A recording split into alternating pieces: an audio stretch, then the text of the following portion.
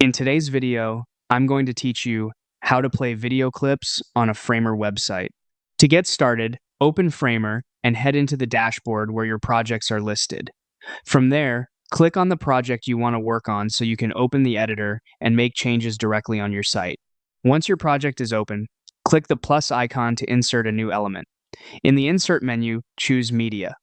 This is where Framer keeps components for different types of visual content, including video options.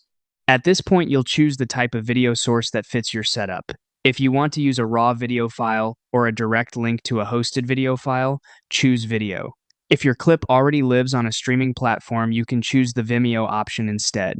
After selecting the one you need, drag and drop that video placeholder into your website layout wherever you want the clip to appear.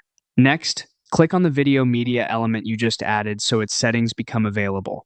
Then navigate to the video section in the Properties panel. This is where you'll define the source of the clip and adjust how it behaves on the page. If you're linking to a video externally, click URL and paste in your video link.